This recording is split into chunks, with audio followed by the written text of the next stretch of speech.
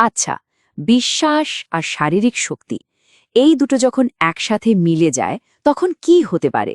চলুন আজ খাইবারের যুদ্ধের এমনই এক অবিশ্বাস্য গল্প শোনা যাক যা আমাদের এই প্রশ্নের উত্তর খুঁজে পেতে সাহায্য করবে। ভাবুন তো একবার, ধুমধুমার যুদ্ধ চলছে।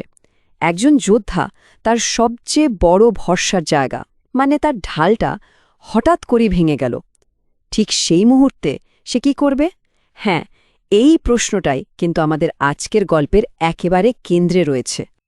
এই প্রশ্নের উত্তরটা কিন্তু লুকিয়ে আছে বহু বছর পেছনে, সপ্তম শতাব্দীর এক কিংবদন্তিতুল্য সংঘাতে।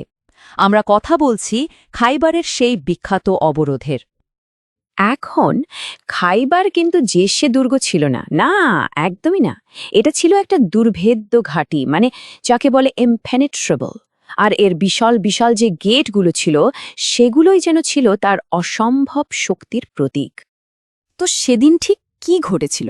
যুদ্ধের একদম চরম মুহূর্তে যোদ্ধা আলী তার ঢালটা হারিয়ে ফেলেন।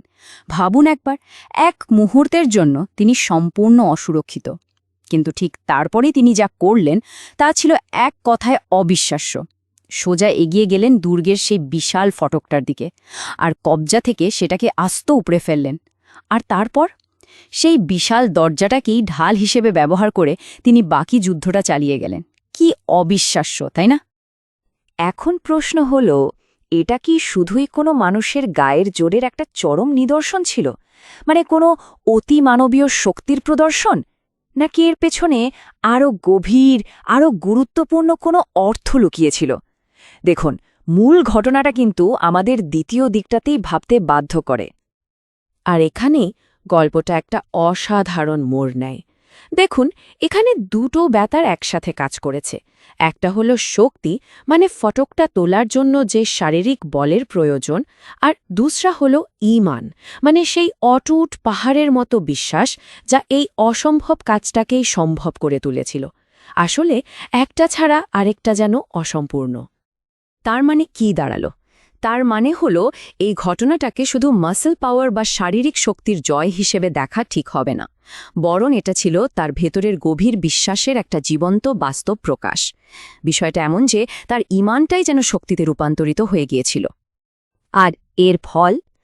আচ্ছা, যারা সেদিন নিজের চোখে এই কাণ্ডটা ঘটতে দেখেছিল তাদের কি অবস্থা হয়েছিল ভাবুন তো। তারা তো বিস্ময়ে একেবারে হতবাক। এটা তাদের কল্পনারও অনেক দূরে ছিল।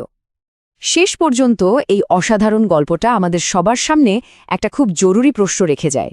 আচ্ছা, প্রকৃত শক্তি, সেটার উৎস আসলে কোথায়?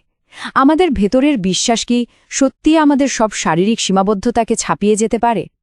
হয়তো আসল শক্তিটা পেশির আস্ফালনে নয়, বরং বিশ্বাসের গভীরেই লুকিয়ে থাকে।